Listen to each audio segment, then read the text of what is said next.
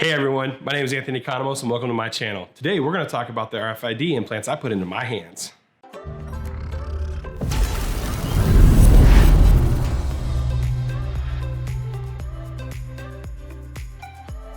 Let's talk about what is RFID. Radio frequency identification has been used in many industries such as the medical industry, logistics, and even your current day cell phone. We use it for things like Google Pay, Samsung, or Apple Pay in our everyday lives for purchasing all everyday things. I decided to have the RFID chips implanted in my hands for automation. Many of you have Alexas in your house and other things which do fundamentally the same thing.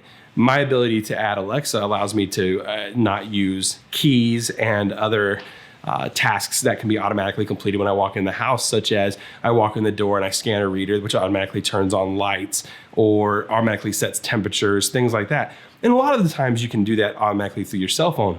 I approached it just a little bit differently though. I ordered my kit from a company called Dangerous Things, and I'm all over there. It was a great resource for all the information as I led into this and doing the research associated with it. I highly recommend that you reach out if this is something that you're interested into. If not, that's totally okay. This isn't for everyone. For me, I did my research, and what I found was that there's multiple ways to solve this problem.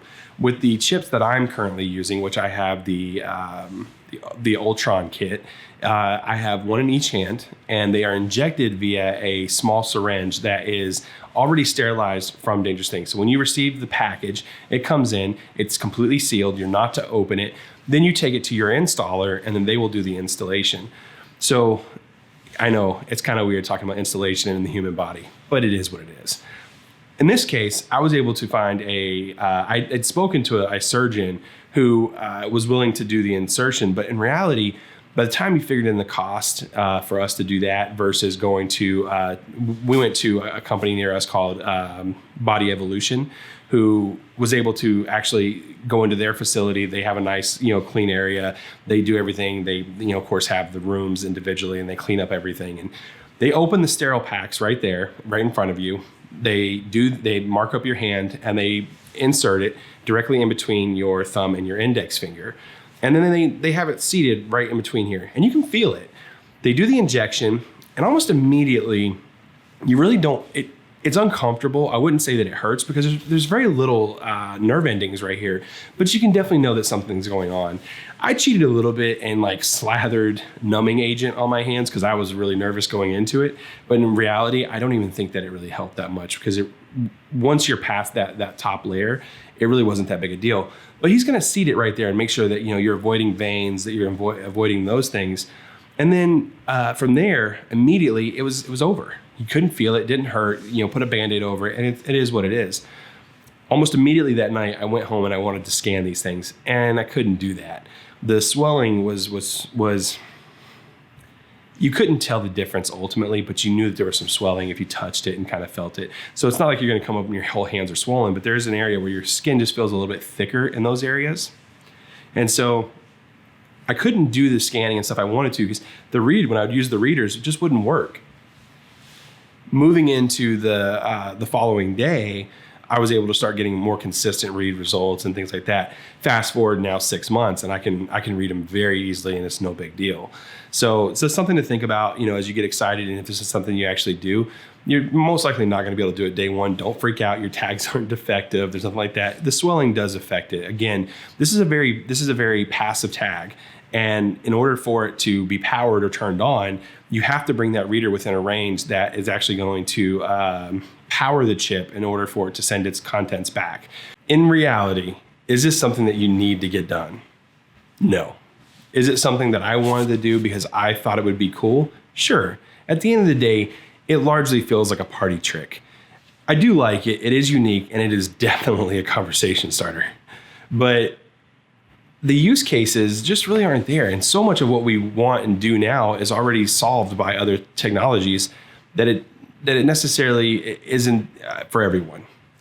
So what I would say is that, if it's something that you're genuinely interested in and something that you think would make sense for you and your workflow or use case, then by all means. For me, I'm able to unlock my doors. So for my house and my cars, Cars use an active transponder to unlock typically. So you will have to be a little bit creative. And what I learned from the Dangerous Things forums and how they solved the problem for active transponders is basically by putting a relay in place, they can actually scan the tag to create the relay that automatically starts the car using other things.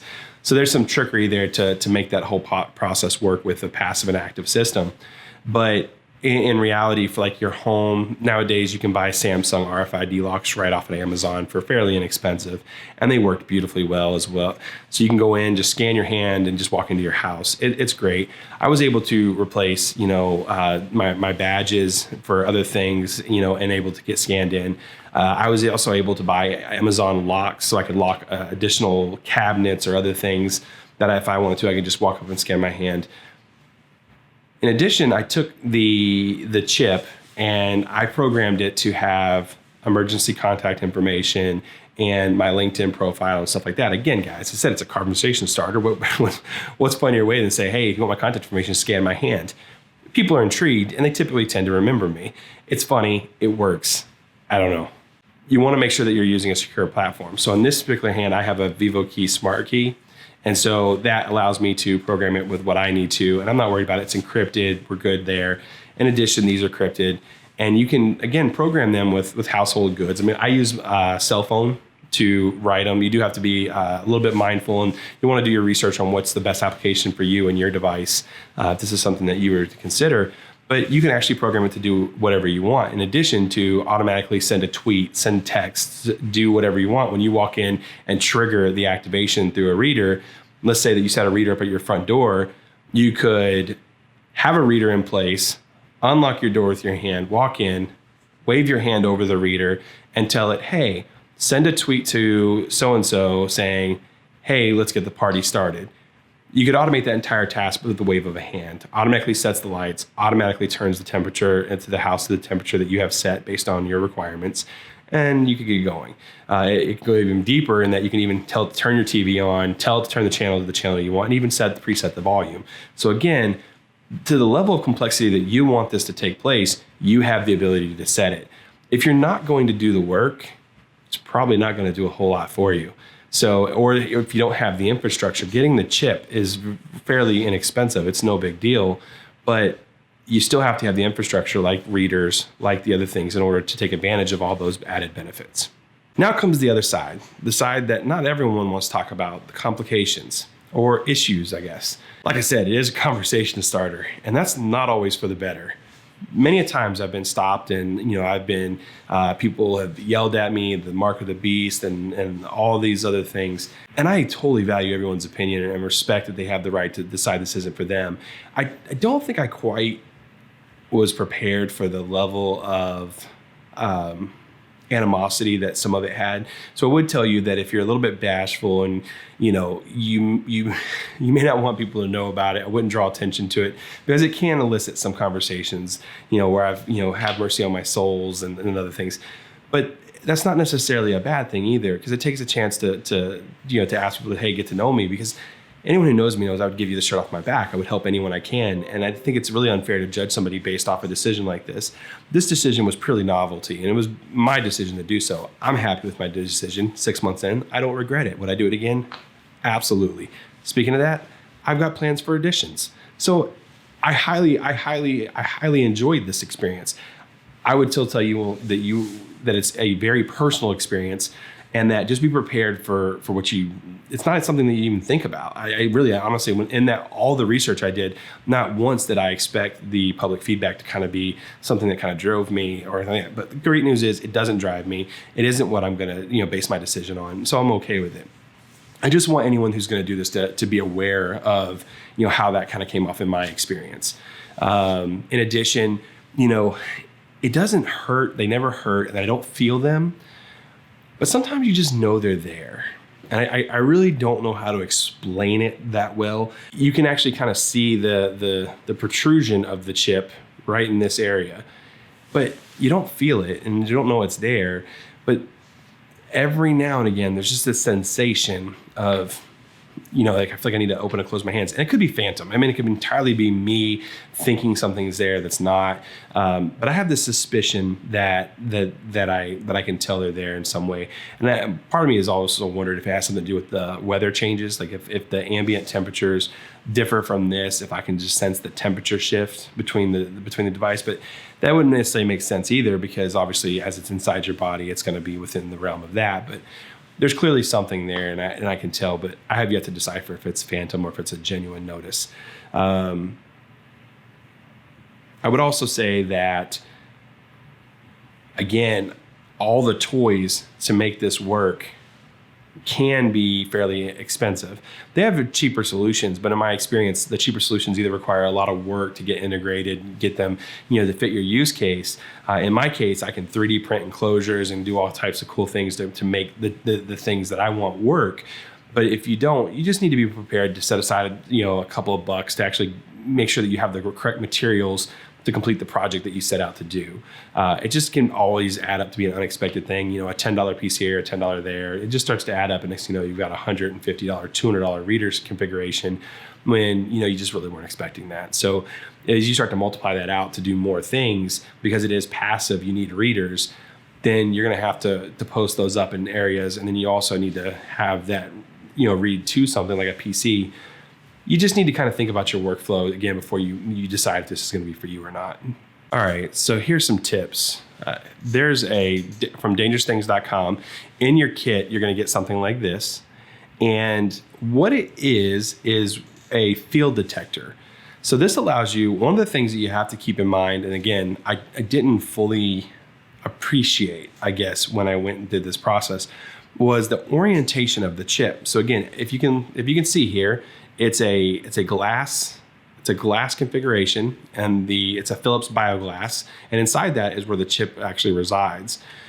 You can use this particular one. You do not want to inject this. This is not how they come for you to inject. This is simply used for testing against any readers that you may have.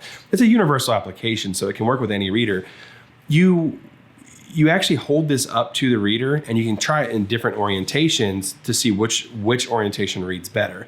The LED in there lights the brightest when it's being powered correctly. Whether or not I hold my hand like this versus this versus this depends largely on the reader at play. And using something like this helps to actually help determine what that configuration looks like. It's nothing more awkward than having somebody turn a corner and see you doing the dance, trying to actually scan your hand to get into something.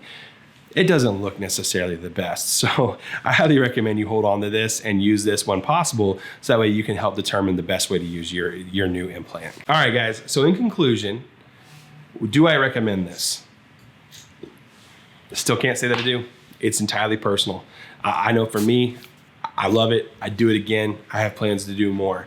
But it's not something that I necessarily would ever want to recommend or even go out on a limb and say, yeah, you're definitely gonna like this, because I don't ever want to be responsible for that.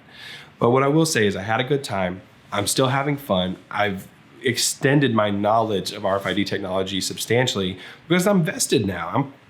They're in my body. I have to know how this technology works in order to do that.